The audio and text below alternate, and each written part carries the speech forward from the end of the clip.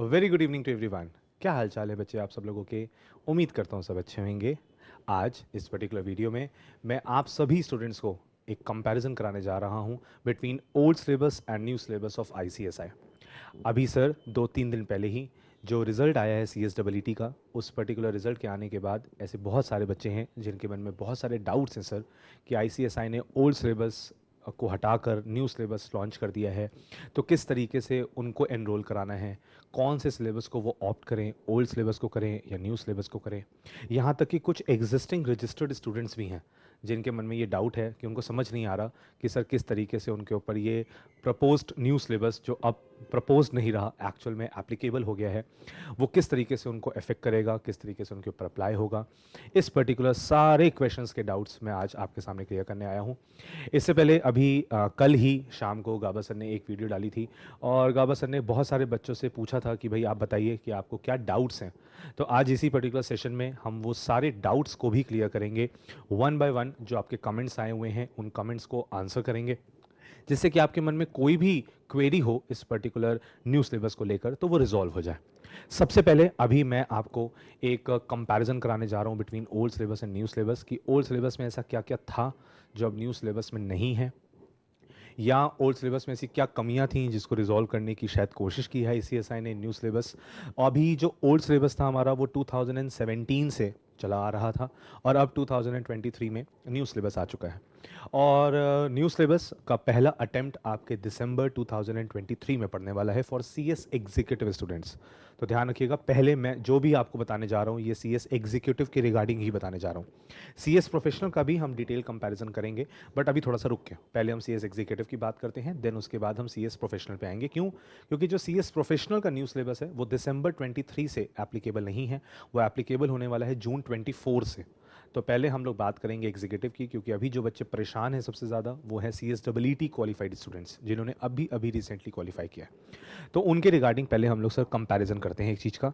और आपके सामने देखिए आईसीएसआई का न्यू सिलेबस है जो उन्होंने प्रपोज किया था और अब ये एप्लीकेबल हो चुका है। और इस पर्टिकुलर सिलेबस में ऐसी बहुत सारी बातें हैं सर जो हम लोग को नोट करनी चाहिए, जो एक्चुअल में हमारे लिए बहुत इंपॉर्टेंट होने वाली हैं। तो सर होने वाली इंपॉर्टेंट बातें क्या हैं कि सर हमारा जो एग्जीक्यूटिव प्रोग्राम है अभी तक इसमें टोटल 8 सब्जेक्ट होते थे और ये 2 पार्ट्स में डिवाइडेड था, मॉड्यूल 1 एंड मॉड्यूल 2। मॉड्यूल 1 में 4 सब्जेक्ट्स हुआ करते थे, मॉड्यूल 2 में भी 4 सब्जेक्ट्स हुआ करते थे, बट अभी क्या हो गया है, आईसीएसआई ने एक सब्जेक्ट को कम कर दिया है। कैसे कम कर दिया सर? आईसीएसआई ने एक्चुअल में शायद कम नहीं किया, बल्कि उन्होंने 2 सब्जेक्ट्स को मर्ज करके एक सब्जेक्ट बना दिया है। तो अभी तक टोटल आपका जो ओल्ड सिलेबस में मार्क्स वेटेज था वो होता था 800 मार्क्स के पेपर होते थे टोटालिटी में। अब वो एग्ज़ाम्स जो होंगे वो 700 मार्क्स के हो जाएंगे। तो इस तरीके से देखा जाए तो हमारे पास पहले 8 सब्जेक्ट्स थे ओल्ड सिलेबस में और अब 7 सब्जेक्ट्स हो गए हैं। तो अभी बच्चों को ऐसा लग रहा है कि ओहो सर एक सब्जेक्ट कम हो गया है तो कितना अच्छा हो गया सर कि हम न्यू सिलेबस में अब जाएंगे और साथ ही सब्जेक्ट देंगे।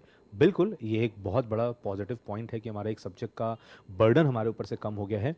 बट फिर भी कुछ फैक्टर्स ऐसे हैं जो मैं आपको आपके सामने रखना चाहूँगा जिससे कि ऐसे क्लियर हो पाएगा कि ओल्ड और न्यू में क्या क्या चेंजेस हैं। तो सबसे पहले मैं बात करूँगा सर कि जो न्यू सिलेबस है हमारा, वो न्यू सिलेबस में अब प्रेजेंट टाइम पे 7 सब्जेक्ट्स हैं।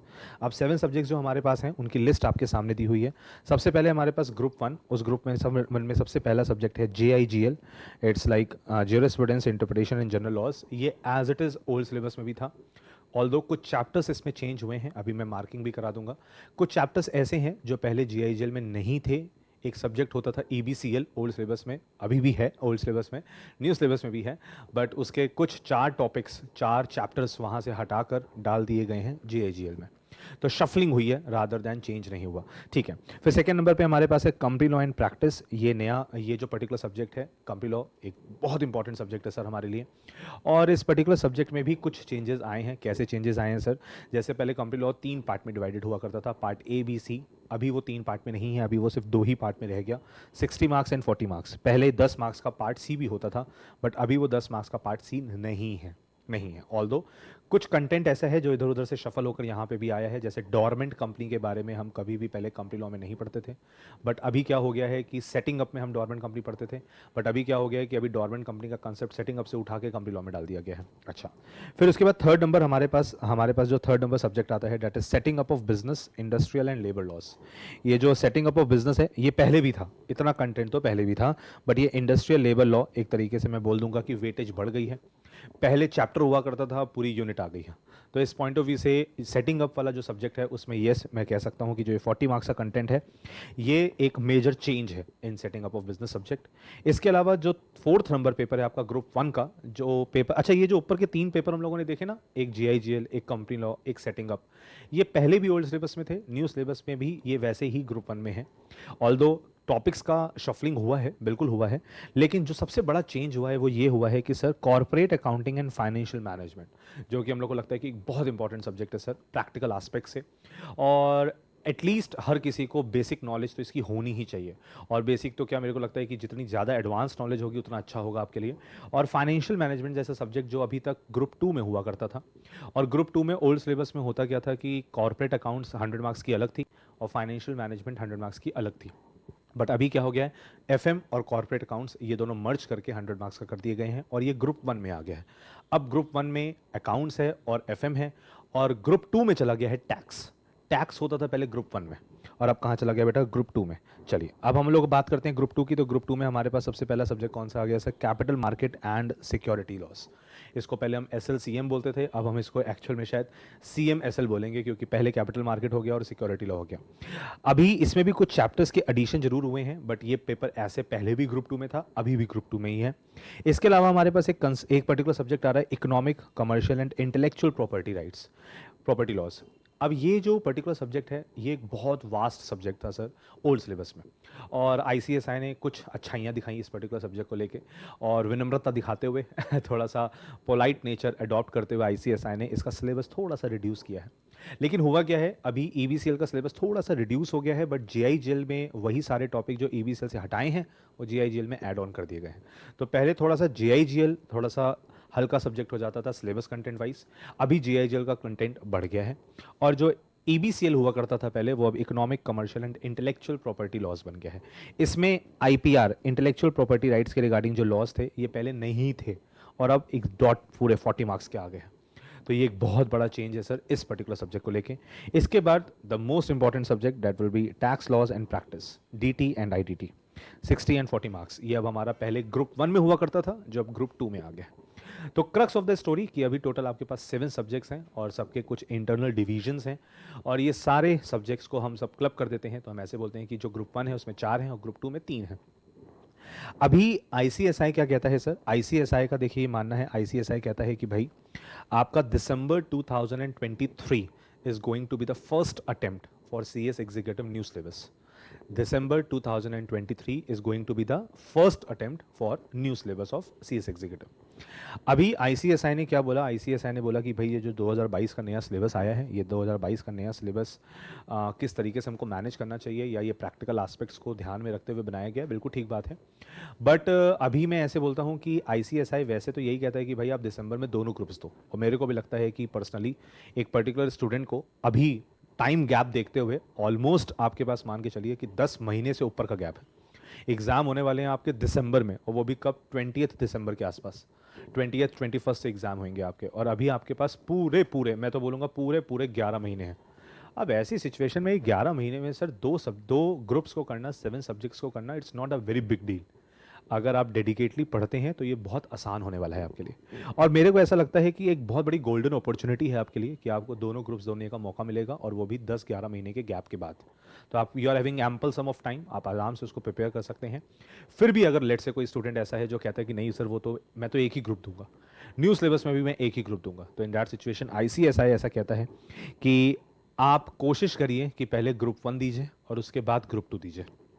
ICSI की ये रिकमेंडेशन है, और ICSI की रिकमेंडेशन यहाँ लिखी भी हुई है, तभी देखिए लिखा हुआ है the students are advise to give priority to group 1 while appearing in executive programme examination. कि अगर वो एग्जीक्यूटिव एग्जाम्स में अपीयर करना चाहते हैं और वो दोनों ग्रुप्स नहीं देना चाहते तो प्रायोरिटी आप पहले ग्रुप 1 को दे दीजिए, ठीक है। ये आईसीएसआई की अपनी रिकमेंडेशन है और इस रिकमेंडेशन को बिल्कुल सर आंखों पर रखेंगे हम। बहुत इंपॉर्टेंट चीज़ उन्होंने ये बोली, अच्छा हुआ है कि उन्होंने खुद एडवाइजरी दी है। दूसरी चीज़ ये सर, एक बहुत बड़ा चेंज हो गया सर ओल्ड सिलेबस और न्यू सिलेबस में। ओल्ड सिलेबस में पहले जो प्रैक्टिकल सब्जेक्ट्स थे जैसे कि टैक्सेशन, ऑल्दो मैं ऐसा नहीं बोलता कि लॉ प्रैक्टिकल नहीं है, लॉ बिल्कुल इक्विवेलेंटली प्रैक्टिकल है, बट बच्चों का माइंडसेट थोड़ा सा न्यूमेरिकल क्वेश्चंस को लेकर आ जाता है, इसलिए वर्ड प्रैक्टिकल निकल जाता है। तो उस पॉइंट ऑफ व्यू से अगर देखा जाए तो सर जो टैक्सेशन, अकाउंट्स और फाइनेंशियल मैनेजमेंट का जो सब्जेक्ट था वो पहले एमसीक्यू बेस्ड था। तो एमसीक्यू बेस्ड हो जाने की वजह से वो 300 मार्क्स का जो पेपर आता था वो ओएमआर शीट में हमको देना होता था। बट अभी क्या हो गया, अभी आईसीएसआई ने बिल्कुल ड्रास्टिक चेंज लेकर आए और आईसीएसआई ने न्यू सिलेबस में एमसीक्यू को, पूरे सब्जेक्ट को एमसीक्यू बनाने से थोड़ा सा पीछे हटे। और उन्होंने क्या बोला कि हर सब्जेक्ट में अब 80 मार्क्स का जो कंटेंट होगा वो डिस्क्रिप्टिव होगा, सब्जेक्टिव पेपर होगा, और 20 मार्क्स का जो कंटेंट होगा वो 20 मार्क्स का कंटेंट होने वाला है आपका एमसीक्यू फॉर्म में। कौन से फॉर्म में? एमसीक्यू फॉर्म में। तो इसका मतलब अगर 100 मार्क्स का एक सब्जेक्ट है तो उसमें से 80 मार्क्स आएंगे आपके सब्जेक्टिव वाले और 20 मार्क्स आएंगे आपके एमसीक्यू बेस्ड क्वेश्चंस, ठीक है। फिर दूसरी बात करते हैं सर, लेकिन जो आपका पेपर अकाउंट्स और एफएम का है, financial management and corporate accounts, ये जो पर्टिकुलर सब्जेक्ट है, इस पर्टिकुलर सब्जेक्ट में कोई एमसीक्यू क्वेश्चंस नहीं आएंगे। ये पूरे के पूरे 100 मार्क्स का एक सब्जेक्टिव पेपर होने वाला है। तो यहाँ पे अब आपको लेंदी सॉल्यूशंस करने पड़ेंगे, क्वेश्चंस आएंगे फुल फ्लेज्ड। टैक्स में भी यही होने वाला है, फुल फ्लेज्ड क्वेश्चंस आएंगे और उसका आपको पूरा कैलकुलेशन करना होगा। तो अभी तक क्या हो रहा था, ये सारे एमसीक्यू थे तो बच्चा एमसीक्यू में थोड़ा सा कंपैरेटिवली शायद ज़्यादा सिक्योर फील करता था, बट अब सब्जेक्टिव हो जाने की वजह से ही और she needs to solve the whole question and the full fledge question आपको कंप्लीट करने के बाद ही मार्क्स शायद मिलेंगे। ऑल द स्टेप मार्किंग होती है वो, बट पार्ट की बात है। अभी हम लोग ऐसे बोलते हैं कि सर देखिए नीचे लिखा भी हुआ है कि जो मोड ऑफ एग्जामिनेशन है उस मोड ऑफ एग्जामिनेशन में ये लिखा है कि there will be a combination of both 20% case based objective type questions. अब ऑब्जेक्टिव टाइप जो क्वेश्चन है वो एमसीक्यू हो गए और 80% जो कंटेंट होगा वो डिस्क्रिप्टिव क्वेश्चंस का होगा सारे पेपर्स में, एक्सेप्ट सिर्फ पेपर नंबर 4 जो corporate accounting and financial management का है, विच विल बी 100% डिस्क्रिप्टिव। तो सिचुएशन अभी ये है सर कि अभी आपके पास 700 मार्क्स का पेपर होने वाला है और इस 700 मार्क्स में आप हर पेपर में, पेपर नंबर 1, 2, 3, 5, 6, 7, इन सब पेपर में आप देखेंगे कि आपको 80 मार्क्स की केस जो आएंगे क्वेश्चंस वो सब्जेक्टिव आएंगे और 20 मार्क्स के सिर्फ आपके पास क्या होंगे, एमसीक्यू। अब यहाँ पे कुछ बच्चों की एक बहुत बड़ी क्वेरी ये है सर कि क्या एमसीक्यू में नेगेटिव मार्किंग होगी? तो आईसीएसआई ने अभी न्यू सिलेबस पे इस पे कोई जवाब नहीं दिया है। और अगर मैं अभी दूसरे प्रोफेशनल कोर्सेज की बात करूँ, लाइक सीए में भी एमसीक्यू बेस्ड क्वेश्चंस आने लग चुके थे पहले से ही, तो उन्होंने एमसीक्यू में नेगेटिव मार्किंग नहीं दी थी। तो ऐसा उम्मीद है कि आईसीएसआई भी नेगेटिव मार्किंग यहाँ पे नहीं देगा।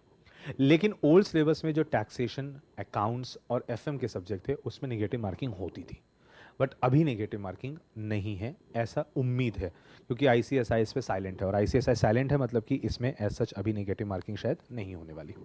ठीक है सर, तो ये तो पूरा पूरा मैंने आपको एक ओवरव्यू दिया किसके रिगार्डिंग, एग्जीक्यूटिव के न्यू सिलेबस के रिगार्डिंग। अभी मैं आपको कुछ टॉपिक्स ऐसे दिखा देता हूँ जिसके बेसिस पे आपको पता लग जाएगा कि भाई हाँ किस तरीके से हम लोग को क्या करना होगा। अच्छा अभी ध्यान से देखिएगा, एक चीज़ और बहुत इंपॉर्टेंट ये है सर कि आईसीएसआई ने ये क्लैरिफाई किया है कि अभी जैसे हम लोग के एग्ज़ाम्स होंगे दिसंबर में, तो अब बच्चे के दिमाग में एक बहुत बड़ा क्वेश्चन आता है, खास करके जब हम लॉ सब्जेक्ट्स पढ़ रहे होते हैं, कि सर अमेंडमेंट कौन सी डेट तक की हमारे ऊपर एप्लीकेबल होंगी। तो आपका जो एग्ज़ाम है बच्चे वो होने वाला है 31 दिसंबर को, मतलब दिसंबर 31, मतलब हम ऐसे बोल रहे हैं कि दिसंबर 2023 में आपका एग्ज़ाम होने वाला है।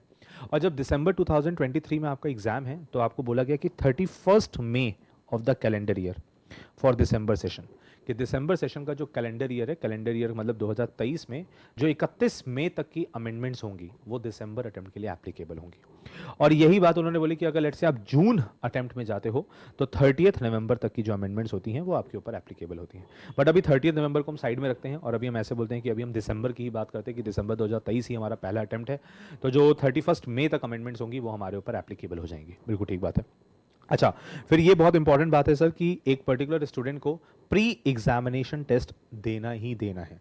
प्री एग्जामिनेशन टेस्ट अभी भी होता आ रहा था, अभी ओल्ड सिलेबस में भी था, अब न्यू सिलेबस में भी है।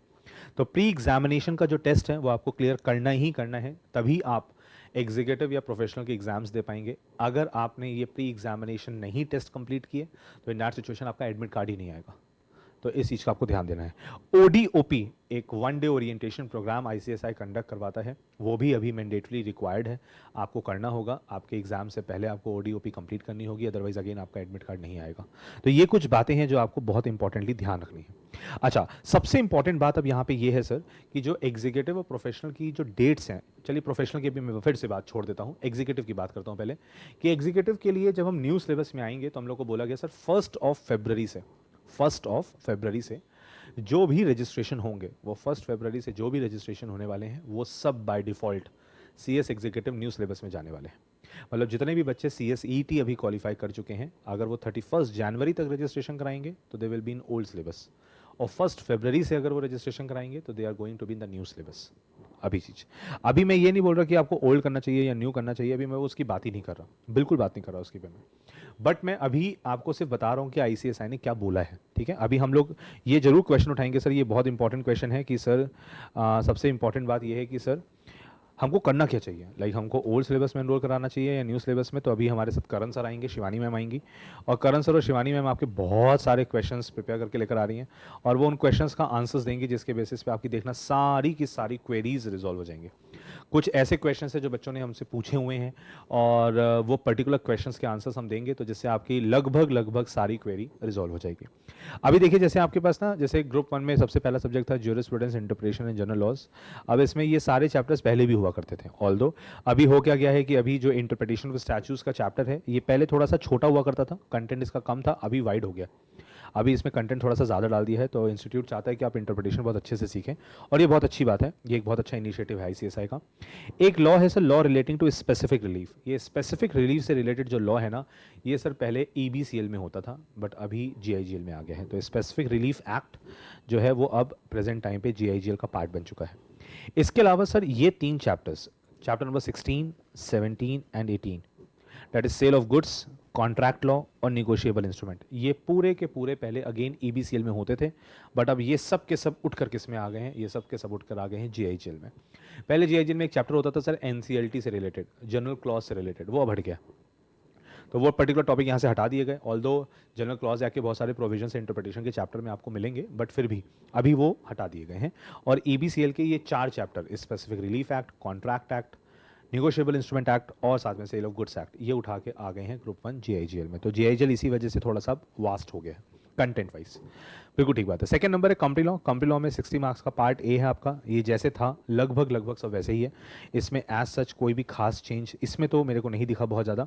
हाँ, बट मैं जरूर ये बोलूँगा कि सर जैसे पहले डॉर्मेंट कंपनी के रिगार्डिंग जो कंसेप्ट था वो SBEC में हुआ करता था, setting up of business entities and closures, उसमें हुआ करता था, बट अभी ये इसमें आ गया है। और पार्ट 2 में जनरल मीटिंग्स डायरेक्टर्स पहले भी था, अभी भी एज इट इज़ ऐसे ही है, इसमें भी कोई खास चेंज नहीं है। बस पार्ट सी जो हुआ करता था वो हट गया है, और पार्ट सी को हटा दिया गया, पूरी टोटली तरीके से हटा दिया गया। 10 मार्क्स का हुआ करता था, हटा दिया गया। अब उसके बाद हमारा थर्ड नंबर पेपर आया setting up of business. Setting up business में सेटिंग अप का जो पोर्शन है पार्ट ए, ये बिल्कुल एज इट इज सेम है, बट पार्ट 2 जो है industrial and labour laws 40 marks की, ये बहुत इंपॉर्टेंट हो गई अब आपके लिए।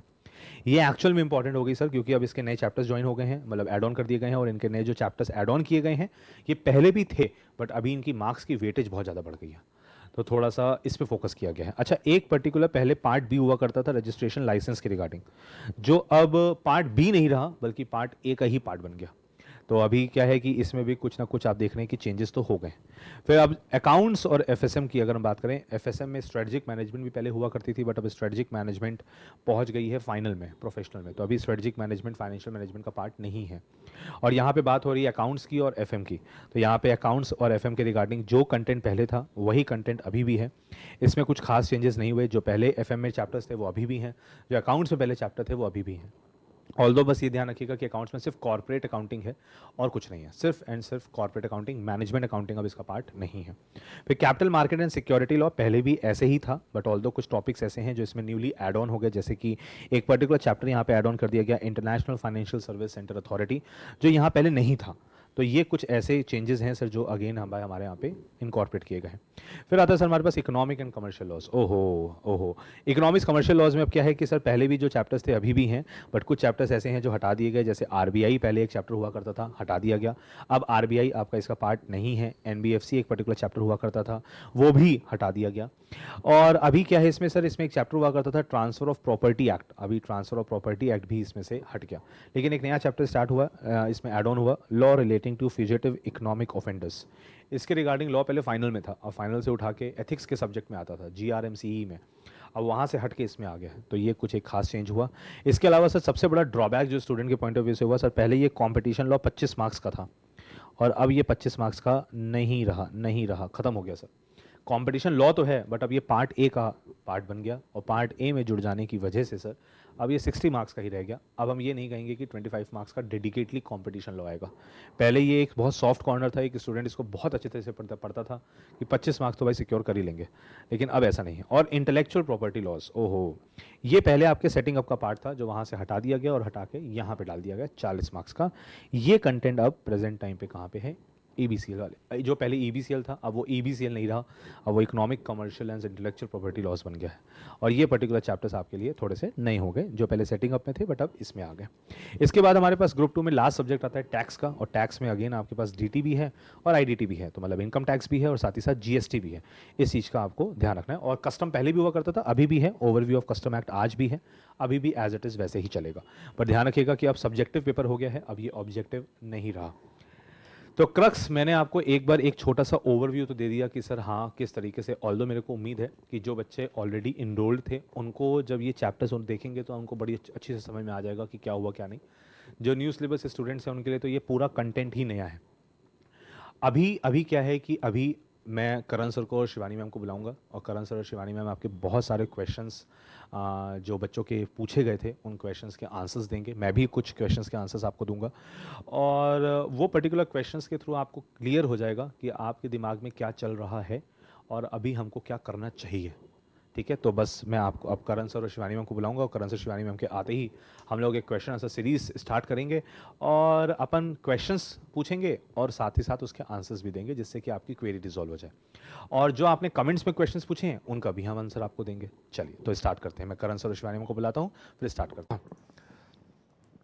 चलिए बच्चे, तो फिर अपन जो क्वेश्चंस थे आप लोगों के, जो क्वेश्चंस आप लोगों ने कमेंट बॉक्स में हम लोग को दिए थे, या कुछ क्वेश्चंस आप लोगों ने हम लोग को व्हाट्सएप के थ्रू भी पूछे थे, उन सारे क्वेश्चंस के आंसर्स को जानने के लिए मैं अब शिवानी मैम को और करण सर को बुलाऊंगा। Shivani ma'am, Karan sir please आइए। तो शिवानी मैम इज़ हियर। कैसे हैं मैडम? तो करण सर भी आ जाओ यार सर, आप भी। तो करण सर भी आ हाँ गए यार सर, इतनी देर से सिलेबस समझा रहे हो, क्वेश्चन सॉल्व भी करने, डाउट भी बस लेने बस लो बच्चे। सर, लो बस फटाफट से चलो आओ सर। करो सर, शुरू करो। सर बड़े सारे सवाल आ गए बच्चों सारे के, आ गए। बड़े सारे आ गए सर। देखो तो सर पहला क्वेश्चन जो है राशि जैन ने पूछा है ओल्ड सिलेबस के लिए, जून 2023 में ओल्ड में अटेम्प्ट दे सकते हैं? जून 2023 में ओल्ड में अटेम्प्ट दे सकते हैं हम? सर ओल्ड में तो मैं बताता हूँ सर, जून 2023 में बच्चे मैं आपको बताता हूँ। देखो अभी क्या है कि जो बच्चे अभी इनरोल होते हैं वो जून 2023 में ओल्ड सिलेबस का कोई एक मॉड्यूल दे सकते हैं। दोनों मॉड्यूल जून अटेम्प्ट में देना पॉसिबल नहीं है। अगर आपको दोनों मॉड्यूल देने होंगे तो आप दिसंबर में ही दे पाओगे। यही क्वेश्चन था सर? जी मैम एक क्वेश्चन और है वरुण सोलंकी बोल रहे हैं कि लास्ट अटेम्प्ट कब है ओल्ड सिलेबस का? सर ओल्ड सिलेबस का लास्ट अटेम्प्ट जो आईसीआईसी ने नोटिफाई किया है दैट इज जून 2024। ठीक है, पर जैसे कि पैटर्न हमें देखने को मिलता है कि आईसीएसई 2 से 3 अटेम्प्ट हर बार बढ़ा देता है, but we are not sure. वो प्रोविजन लेके चलना इस टाइम पे is not a good thing. So हमारे लिए होना चाहिए कि जून 2024 लास्ट अटेम्प्ट है। सो ओल्ड के लिए बच्चे जून 2024 मेरा लास्ट रहेगा। हाँ जी सर। अच्छा सर एक चीज़ और बताओ, लास्ट डेट क्या है रजिस्ट्रेशन की ओल्ड सिलेबस में? ओल्ड सिलेबस में तो ओल्ड सिलेबस के लिए बच्चे जैसे मैंने आपको बोला कि 1 फरवरी के बाद से जितने भी बच्चों का रजिस्ट्रेशन होगा वो बाय डिफ़ॉल्ट एग्जीक्यूटिव के न्यू सिलेबस में जाएंगे। तो इसका मतलब ये हो गया कि अगर आप 31 जनवरी तक रजिस्ट्रेशन करते हैं, 31 जनवरी 2023, आज 22 के हिसाब से आप देख लीजिए कि अगले 10 दिनों में रजिस्ट्रेशन करते हैं 31 जनवरी तक, तो आप ओल्ड सिलेबस में आएंगे। और ओल्ड सिलेबस में आने का फ़ायदा कि आप जून में एक ग्रुप के लिए अपीयर हो पाएंगे। लेकिन अगर आपने 1 फरवरी को भी रजिस्ट्रेशन किया तो आप बाय डिफ़ॉल्ट दिसंबर अटेम्प्ट में चले जाएंगे, फिर आप जून अटेम्प्ट में पेपर दे ही नहीं पाएंगे, कोई प्रोविज़न ही नहीं है उसके बाद तो सर।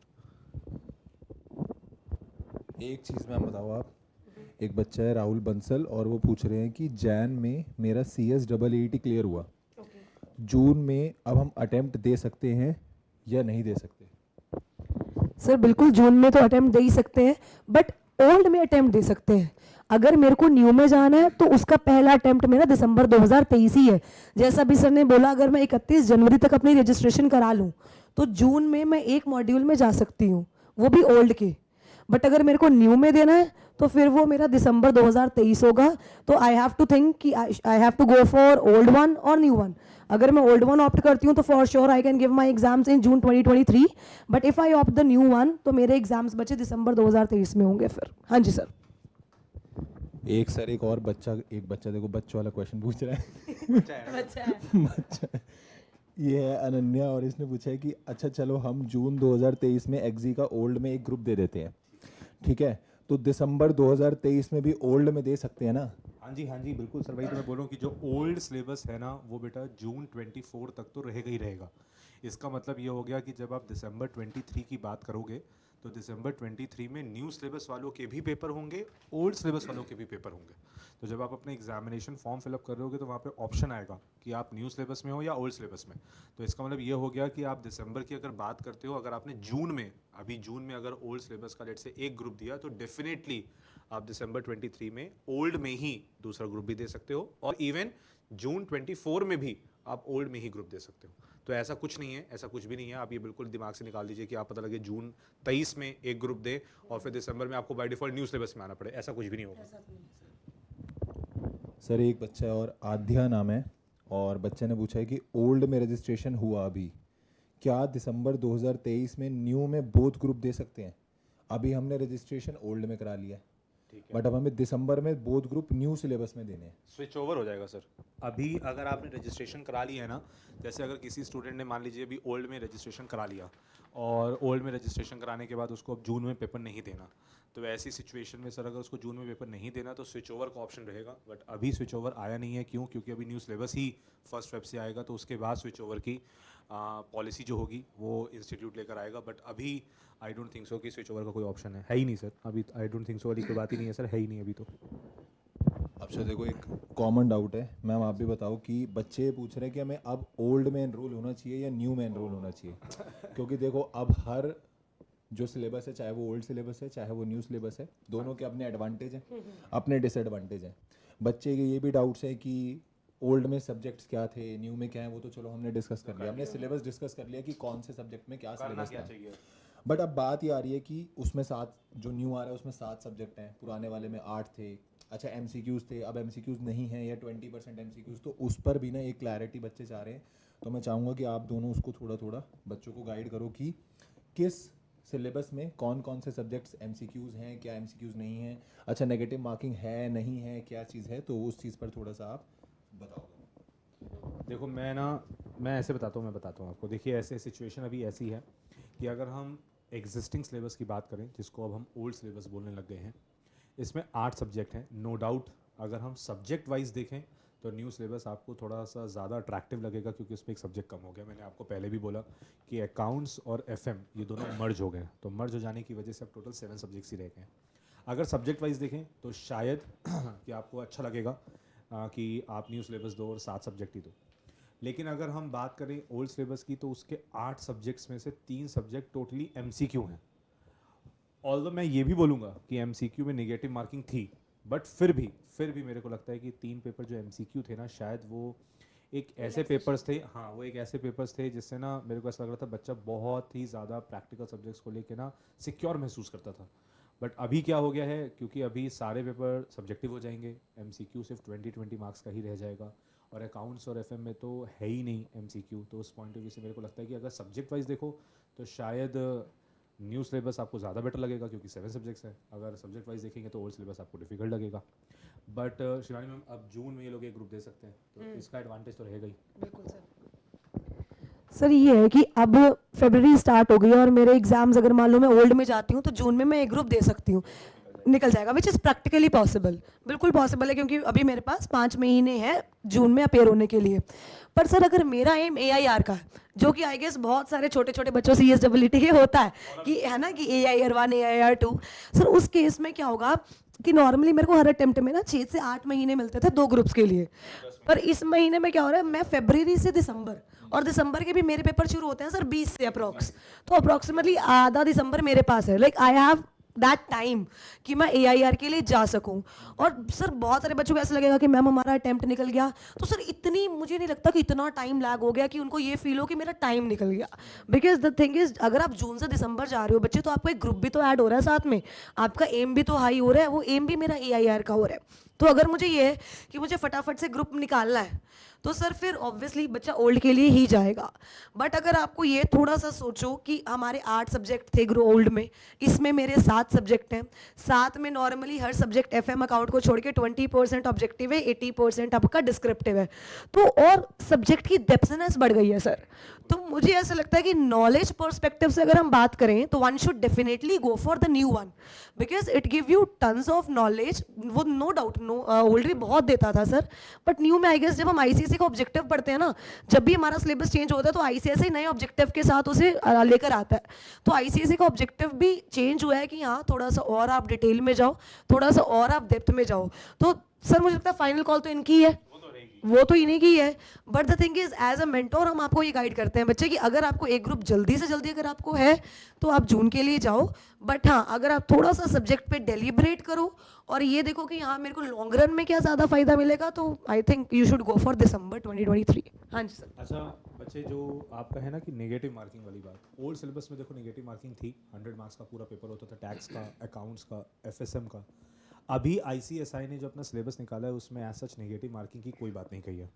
तो उस पॉइंट ऑफ व्यू को देखते हुए हम लोग को ऐसा लगता है कि जो 20 मार्क्स का MCQ क्वेश्चन आने वाले हैं हर सब्जेक्ट में, उसमें नेगेटिव मार्किंग नहीं होगी, है ना सर? और जैसे आप तो अभी CA की एग्ज़ाम भी दिए सर, सर तो चार्टर्ड अकाउंटेंट सर तो सर ने अभी सर ने तो अभी मतलब आप समझ लीजिए कि CA के एग्ज़ाम्स वगैरह सब दिए हुए हैं, और उस पॉइंट ऑफ व्यू से अभी सर ने भी जब एग्जाम दिए थे तब भी उनके में MCQ आते थे, और तब MCQ में ऐसा कोई नेगेटिव मार्किंग नहीं थी ना, नहीं था ना सर? ICAI मतलब ये वाला पैटर्न ऑलरेडी जो है हाँ। कंटिन्यू कर रहा है, तो वही पैटर्न में भी हमें लगता है कि ICSI भी फॉलो करेगा कि सब्जेक्ट में 20 नंबर का अगर MCQ डाला है तो उसमें नेगेटिव नहीं होगा, क्योंकि जनरली बनता भी नहीं है। अब सोचो 20 ही नंबर है उसमें भी नेगेटिव हो जाए तो अटेम्प्ट ही नहीं हो पाएंगे, तो मतलब वो ऑब्जेक्टिव जो है ना उसका वो पूरा नहीं होगा। बट इसके लिए क्या है, अब ICSI फर्दर क्लैरिफिकेशन दे देगा, वो भी क्लैरिफिकेशन दे देगा क्योंकि बच्चों के मन में डाउट है, बट मेरे को लगता है कि अब निगेटिव मार्किंग तो सर नहीं होगी। तो कंपैरेटिवली हाँ आप कंपैरिजन अगर करें तो देखिए फाइनल कॉल आपकी होगी कि आपको क्या बेटर लग रहा है। ऑल्दो 10-11 महीने का टाइम एक गोल्डन अपॉर्चुनिटी है दोनों ग्रुप देने की, और आपको अगर मिल रही है तो you should definitely grab it, है ना? तो वो ज़्यादा बेटर रहेगा। MCQs पर जब तक कोई क्लैरिफिकेशन नहीं आती है तो तब तक के लिए हम इसको यही मान के चलते हैं कि नेगेटिव नहीं है, ठीक है। अब सर कुछ ना फाइनल के बच्चों के डाउट्स हैं कि जो दिसंबर एग्जीक्यूटिव दे चुके हैं, दिसंबर 22 CS एग्जीक्यूटिव दोनों ग्रुप दे चुके हैं, या फर्स्ट ग्रुप ऑलरेडी क्लियर्ड है, सेकंड अपीयर हो गए हैं, तो उनके बहुत सारे बच्चों के कमेंट्स में कॉमन डाउट है। मैं एक ही बारी कॉमन डाउट ले रहा हूँ सबका, क्योंकि ये वाला डाउट ना बहुत बच्चों का है, तो ये रिजॉल्व हो जाएगा कि लेट्स से हमने दिसंबर में एग्जीक्यूटिव अपीयर हुए हम और वो क्लियर हो गया हमारा 25 फरवरी 2023, तो वो क्लियर हो गया। अब प्रोफेशनल के लिए हम क्या करें? Question number 1। Question number 2 is training start करें या ना करें? और क्वेश्चन नंबर 3, क्या दिसंबर 2023 में प्रोफेशनल के ओल्ड सिलेबस में हमें सारे ग्रुप दे देने चाहिए या फिर हम वेट करें 2024 का? तो ये सर मैं चाहूँगा एक एक करके ना आप ये 3 क्वेश्चन एड्रेस करो, ये बहुत सारे बच्चों का डाउट है। देखो मैं बताता हूँ सर फाइनल की कहानी क्या है सर। जैसे कि हम लोग फाइनल पढ़ा भी रहे हैं तो उस हिसाब से अगर देखा जाए तो हम लोग ऐसे बोलते हैं कि जो CS फाइनल के एग्ज़ाम्स है ना, अब 25 फरवरी को रिजल्ट आएगा, और नो डाउट सर हम लोग को भी ऐसा लगता है कि हमारे जो एग्जीक्यूटिव के स्टूडेंट्स हैं बहुत सारे बहुत ग्रुप्स क्लियर कर लेंगे, तो उन्हीं के डाउट से ज़्यादा मेरे को उम्मीद है उन्हीं को मज़े आ रहे हैं, कह रहे भाई हम तो निकाल लेंगे तो हो क्या रहा है कि अगर आप 25 फरवरी को विद गॉड्स ग्रेस अगर आप दोनों ग्रुप निकाल लेते हैं, और अगर किसी का एक ग्रुप ऑलरेडी निकला हुआ है, एक ही दिया था वो भी निकल जाता है, तो आपको दिसंबर 23 में प्रोफेशनल एग्ज़ाम्स देने का फुल चांस है। अभी देखा जाए तो आपके पास भी 9 साढ़े 9 महीने का टाइम है, ऑल्दो मैंने अभी इस पर्टिकुलर वीडियो में आपको फाइनल का ओल्ड और न्यू में कोई कंपैरिजन इसलिए नहीं कराया क्योंकि जून 24 में आपका एग्जाम था। ऑल्दो मैं सेपरेट वीडियो में जरूर आपको कंपैरिजन करके दूंगा कि ओल्ड और न्यू में सिलेबस में क्या चेंजेस हैं और अच्छे खासे ड्रास्टिक चेंजेस हैं। तो मेरे को ऐसा लगता है कि अगर फिर सब्जेक्ट वाइज देखें तो जो न्यू सिलेबस है फाइनल का उसमें टोटल है 7 सब्जेक्ट और ओल्ड सिलेबस में थे टोटल अभी जो चल रहे हैं वो 9 सब्जेक्ट। तो अगर हम फिर नंबर ऑफ सब्जेक्ट्स देखें तो 110% आपको अपीलिंग तो लगेगा कि भाई न्यू सिलेबस दे देते हैं और बहुत सारे बच्चों को ऐसा लग भी रहा है। बट मेरे को ऐसा लगता है कि 9-10 महीने का टाइम बहुत होता है और ऐसा नहीं है यार, सब बच्चों ने, बहुत सारे बच्चों ने रैंक्स लेकर आए हैं, बहुत सारे बच्चों ने तीनों मॉड्यूल एक साथ देके निकाले हैं जो अभी चल रहा है उसमें। तो 10 महीने का टाइम बहुत होता है, बहुत होता है। अब उन 10 महीनों में अगर आप चाहें तो डेफिनेटली अभी मेरे को नहीं लगता सर कोई होने भी नहीं वाला फाइनल की क्लासेस में कोई अभी आपको न्यू सिलेबस का कंटेंट नहीं देने वाला। सबके सब ओल्ड सिलेबस का ही कंटेंट देंगे, एटलीस्ट टिल अगस्त तो आपको ओल्ड सिलेबस का ही कंटेंट मिलेगा। तो उस पॉइंट को देखते हुए मेरे को लगता है कि आपको टाइम वेस्ट नहीं करना चाहिए और आपको तीनों ही ग्रुप दिसंबर 23 के लिए प्रिपेयर करने चाहिए और दे देने चाहिए। लेकिन फिर भी मान लो अगर कोई पर्टिकुलर स्टूडेंट ऐसा है जिसको लगता है कि नहीं भाई हम तो जून में ही देंगे, तो भाई सर समझिए एग्जीक्यूटिव के बाद आप अपनी ट्रेनिंग स्टार्ट कर सकते हैं। आप अपनी ट्रेनिंग स्टार्ट करिए, 1.5 साल का टाइम है, 1.5 साल एक बहुत टाइम, बहुत बड़ा टाइम है। 21 महीने की आपकी ट्रेनिंग है। आप फिर ऐसा करो भाई ट्रेनिंग ही ज्वाइन कर लो एटलीस्ट, तो उससे क्या होगा कि चलो ट्रेनिंग का टाइम पीरियड ही थोड़ा सा रिड्यूस हो जाएगा, आपको अच्छी प्रैक्टिकल नॉलेज भी मिल जाएगी, आपको नो डाउट वो एग्जाम में हेल्प भी करेगी। तो ये कर सकते हो आप। लेकिन फिर अगेन आपके ऊपर ये हम छोड़ेंगे, क्यों? क्योंकि ये ना डिसीजन अपने आप में बहुत बड़ा होने वाला है, क्योंकि जब हम ट्रेनिंग करने लग जाते हैं ना तो कहीं ना कहीं पढ़ाई से फ्लो छूट जाता है। तो उस पॉइंट ऑफ व्यू को देखते हुए मेरे को लगता है अभी तुम्हारे पेपर फ्लो में निकल रहे हैं तो भाई तुम पेपर दे लो और दिसंबर में पेपर देने के बाद मस्त आराम से ट्रेनिंग करो, वो ज़्यादा बेटर है। बट फिर भी अगर किसी के दिमाग में है कि नहीं मेरे को जून में ही देना है और साथ ही सब्जेक्ट देने हैं, तो फिर भाई आप ट्रेनिंग स्टार्ट कर सकते हो, ये प्रोविज़न है। और एक सर किसी बच्चे का शायद ये भी डाउट था, मैंने पढ़ा था ईडीपी को लेकर कि भाई ईडीपी कब करनी होती है, क्या हम प्रोफेशनल के बाद ईडीपी करें? तो ईडीपी के रिगार्डिंग मैं एक छोटा सा क्राइटेरिया आपको देता हूँ। जब आपको ट्रेनिंग स्टार्ट करनी है, जब भी ट्रेनिंग स्टार्ट करनी है, उससे पहले आपकी ईडीपी हो जानी चाहिए बस। अब आप अगर लेट से दिसंबर 23 में एग्जाम्स की प्रिपरेशन कर रहे हो और दिसंबर 23 के लिए आप अभी पढ़ना चाहते हो, आराम से पढ़ते रहो, अभी आपको ईडीपी कराने की कोई ज़रूरत नहीं है। आप अपना प्रोफेशनल में रजिस्ट्रेशन करिए, रजिस्ट्रेशन करने के बाद दिसंबर 23 की प्रिपरेशन करिए और आराम से प्रिपरेशन करिए। जब प्रिपरेशन हो जाए, दिसंबर में पेपर दे दो, उसके बाद जनवरी में ईडीपी कर लेना। ईडीपी करना अभी कोई मैंडेटरी रिक्वायरमेंट नहीं है। हाँ, लेकिन अगर आपको ट्रेनिंग स्टार्ट करने का मन है तो आप रजिस्ट्रेशन करवा के ईडीपी करिए, ईडीपी कर लीजिए, उसके बाद ही ट्रेनिंग स्टार्ट होगी, अदरवाइज ट्रेनिंग स्टार्ट नहीं होगी। यही थे सर बस। बट ट्रेनिंग का ना सर ऐसे भी है, क्योंकि देखो बच्चे सीए में भी करते ही हैं। हाँ, करते हैं। ऐसा नहीं है कि वहाँ तो चलो है ही मैंडेटरी है कि आपको फाइनल से पहले करनी है। तो यहाँ पर अगर आप भी चाहें तो आप कर सकते हैं, ऐसा कुछ नहीं है कि आपको नहीं करनी है, ठीक है। और एक क्वेश्चन और है सर, एक चीज़ बताओ, Siddharth Jain is asking elective कौन सा लेना है? आईबीसी लेना है, आईपीआर लेना है? अच्छा, न्यू सिलेबस में तो टैक्स भी जो है वो इलेक्टिव में है। सो इलेक्टिव कौन सा लें? एज़ पर ओल्ड इलेक्टिव कौन सा लें, एज़ पर न्यू इलेक्टिव कौन सा लें? तो ये बहुत महाभारत सवाल है, मैं आंसर नहीं करूँगा। देखो सर, अभी तक ओल्ड सिलेबस में क्या हो रहा था, ओल्ड सिलेबस में मॉड्यूल 3 में आपके पास एक MDCS multi disciplinary case study, ये ओपन बुक रहता था, जो अभी दिसंबर 23 में भी रहेगा, जून 23 में भी है। और इसके बाद 9th सब्जेक्ट जो होता था वो इलेक्टिव सब्जेक्ट होता था, उसमें से आपको कोई एक ऑप्ट करना होता था। तो अभी तो मैं बोलूँगा ओल्ड सिलेबस में आपके पास 2 ऑप्शंस हैं। अगर आप ऑल ग्रुप्स के लिए जा रहे हैं या ग्रुप 2-3 के लिए जा रहे हैं तो आप इंसॉल्वेंसी बैंक्रप्सी ले लीजिए, आईबीसी, वो अच्छा है। रीज़न बीइंग उसका मैं आपको जस्टिफिकेशन देता हूँ कि आप ग्रुप 2 जब प्रिपेयर करेंगे तो उसमें आईबीसी ऑलमोस्ट 40-50 मार्क्स का तो कंप्लीट हो ही जाएगा। अच्छा बताएं सर, एक चीज़ और, हाँ एक चीज़ बहुत इंपॉर्टेंट यहाँ पे ये है कि बच्चे को ऐसा लगता है कि भाई हमने ग्रुप 2 कर लिया तो मेरा इलेक्टिव पूरा ही हो गया। पूरा हो रहा कुछ नहीं होने वाला, लल्लू बना रहे थे तुमको, पूरा हो रहा कुछ नहीं होएगा। हाँ हाँ, मैं बताता हूँ, 40-50 मार्क्स का तो आईबीसी ओपन बुक कंप्लीट हो जाएगा, बट फिर भी 50 मार्क्स का जो रह जाएगा वो आपको सेल्फ स्टडी करनी होगी या आपको मेहनत करनी होगी। आप ये नहीं कह सकते कि भाई हम आखिरी में किताब उठाएंगे और हो जाएगा, ऐसा नहीं है। और अगर आपको आईबीसी नहीं करना तो फिर मेरा मानना है कि आप अपनी फील्ड सेलेक्ट करो अच्छे से कि आपको किस फील्ड में आगे जाके एक्सप्लोर करना है। नहीं तो एक अच्छा सब्जेक्ट इंटेलेक्चुअल प्रॉपर्टी राइट्स भी है, और इतना अच्छा है कि अब वो तो न्यू सिलेबस के एग्जीक्यूटिव में ही आ गया 40 मार्क्स का। तो उस पॉइंट ऑफ व्यू से इंस्टीट्यूट भी उसकी डेप्थ को समझ रहा है, उसकी इंटीग्रिटी को समझ रहा है, और कहीं ना कहीं प्रोफेशन के पॉइंट ऑफ व्यू से एक बहुत अच्छा टॉपिक हो सकता है वो। तो आप आईपीआर भी ले सकते हो। और न्यू सिलेबस में तो सर मेरे को लगता है कि मैडम टैक्स मैडम आपको बता सकती हैं, मैं भी आपको बता ही सक रहा हूँ कि ये कि सर जो टैक्स वाला कंटेंट है ना वो न्यू सिलेबस से हट तो गया, बट मेरे को अभी भी ऐसा लगता है कि अगर आप न्यू सिलेबस में जा रहे हैं तो अगेन वहाँ पे आईबीसी भी है, आईपीआर भी है, और अगर आप चाहें तो भाई वहाँ पे आप टैक्स भी ले सकते हैं। टैक्स अपने आप में एक बहुत बड़ा समुंदर है और डुबकी लगाते जाइए, घुसते जाइए अंदर। तो मेरे को ऐसा लगता है कि अगर किसी स्टूडेंट को टैक्स पर्सनली बहुत अच्छा लगता हो तो डेफिनेटली जीएसटी स्पेसिफिकली है उसमें, तो मेरे को लगता है कि अगर आपको जीएसटी में लेट से आगे करियर बनाना है तो आप डेफिनेटली जीएसटी वाला ओपन बुक अडॉप्ट करिए, बिल्कुल करिए, उसमें घबराने वाली कोई बात नहीं है। अच्छे पेपर हैं सर, इंस्टीट्यूट आपको ऑप्शन दे रहा है, you can definitely opt it. यही था ना सर बस? हाँ जी सर। एक मैम एक इजी सा सवाल है आपसे। इजी सा बच्चे ने एक छोटा सा सवाल पूछा है, वो सवाल ये है, ओल्ड अच्छा है या न्यू अच्छा? सर जो बच्चे को अच्छा लगे वही अच्छा है। ये तो मतलब ये तो आई गेस बहुत बार इस पे डेलिब्रेशन हो चुकी है हमारी, ओल्ड या न्यू पे। तो हमें बैठना है, हम लोगों ने आपको ये बता दिया कि किस में क्या है, किस में क्या है, डिसएडवांटेजेस एडवांटेजेस सब बता दिए। आखिरी कॉल हमेशा आपके एंड पे है।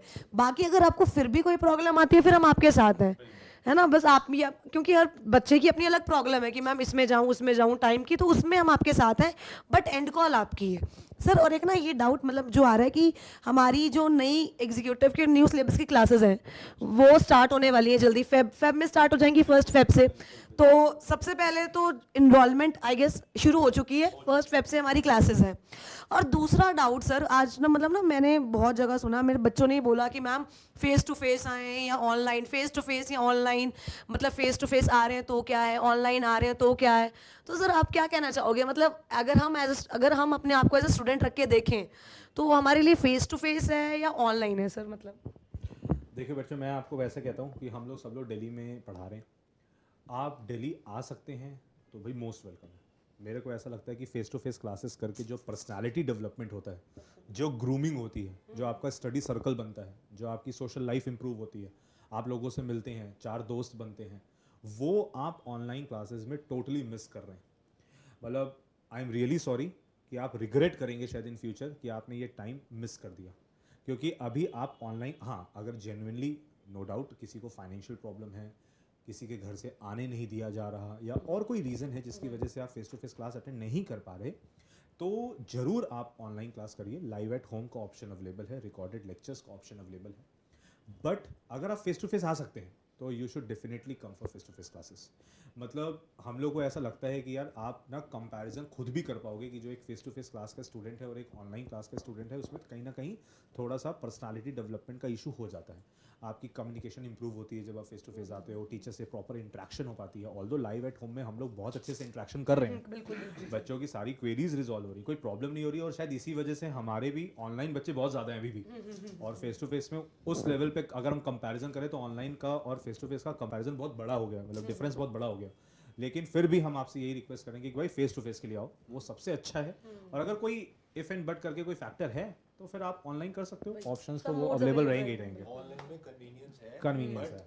देखो उसका भी ना ड्रॉबैक है ही है, उसका ड्रॉबैक यही है सर कि आप अपने कभी मन से हाँ देखोगे। अपने मन से देखोगे, आप लीनियंट हो जाओगे। हाँ वो मैनेजमेंट नहीं है, आप चाह कर भी ना डिसिप्लिन हो नहीं पाता। आपने आज एक क्लास छोड़ी, वो एक्यूमुलेटिव होती चली जाएगी आपकी। ठीक है सर, तो ये बड़े सारे सवाल थे, बस एक लास्ट सवाल बचा, एक लास्ट सवाल हाँ जाते जाते बता दो। एक और छोटू सा बच्चा है, उसका सवाल है। तो एक है ना बच्चा है, उसका नाम है करण सर, और वो ये पूछ रहे हैं कि न्यू सिलेबस के लेक्चर कब स्टार्ट कर रहे हो? ये तो बहुत ही छोटा बच्चा है। ये छोटा बच्चा सीए भी है, छोटा बच्चा सीएस भी है, और इसका सवाल बहुत बड़ा है। तो सर न्यू सिलेबस के जो क्लासेस स्टार्ट हो रही हैं, that is going to start from 1 फरवरी। आप 1 फरवरी से ही न्यू सिलेबस की क्लासेस स्टार्ट कर सकते हैं। और मैं आपको बोलूँगा जब न्यू सिलेबस की बात होगी तो लाइव एट होम होगा और फेस टू फेस होगा, रिकॉर्डेड का प्रोविज़न उसमें नहीं होगा।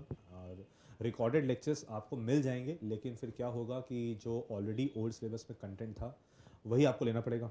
तो वो मिल तो पूरा जाएगा क्योंकि कहीं ना कहीं शफलिंग सी हुई है, और जो कंटेंट रह जाएगा लेट्स से ऐसे कि कोई न्यूली एडेड कंटेंट है जो अभी तक ओल्ड सिलेबस में था ही नहीं, तो फिर हम उसको आपको फर्दर अपग्रेड करेंगे।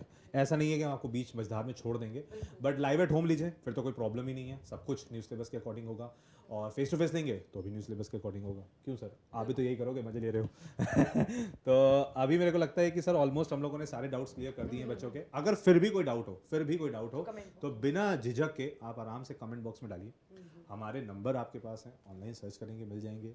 हाँ, सबके नंबर, गाबा सर का नंबर आपके पास है, अरुण सर का नंबर आपके पास है, आप अपनी क्वेरी भेज दीजिए, हम आप तक पहुंच जाएंगे। आप हम तक बस खाली कांटेक्ट के थ्रू बस मैसेज डाल दीजिए, हम आपको डेफिनेटली कॉल करके समझा देंगे। और फिर भी कोई क्वेरी लगती हो तो कमेंट बॉक्स में डाल दीजिएगा, हम अगली वीडियो में ज़रूर से उसको रिजॉल्व करेंगे। और एक चीज़ और बस कि नेक्स्ट वीडियो जो मैं लेकर आऊँगा उसमें मैं ओल्ड सिलेबस और न्यू सिलेबस फाइनल का जरूर डिस्कस करूँगा। और वो वीडियो इतनी इंपॉर्टेंट इसलिए भी होने वाली है क्योंकि हम उसमें फाइनल्स की क्लासेस की टाइमिंग्स और शेड्यूल अनाउंस करेंगे। तो फाइनल के स्टूडेंट्स के लिए एक सेपरेट वीडियो आएगी जो मैं खुद बनाऊंगा और ओल्ड और न्यू सिलेबस में कंपैरिजन भी कराऊंगा और मैं फ्रेश बैचेस की अनाउंसमेंट भी करूंगा। ठीक है सर, तो thank you so much Shivani ma'am, thank you so much Karan sir कि आप लोग आए, बच्चों की क्वेरी रिजॉल्व की। Thank you so much Gagan sir. ये बहुत ज़रूरी था। मैडम आप ही बोल दो। Thank you so much Gagan sir. ये बहुत ज़रूरी था। तो अभी अपन वीडियो को यहीं पे एंड करेंगे और फिर नेक्स्ट वीडियो में मिलेंगे। तब तक अगर आपको कोई क्वेरी हो तो प्लीज़ पूछेगा। Till then good bye, good bye. Bye bye bye bye bye, take care.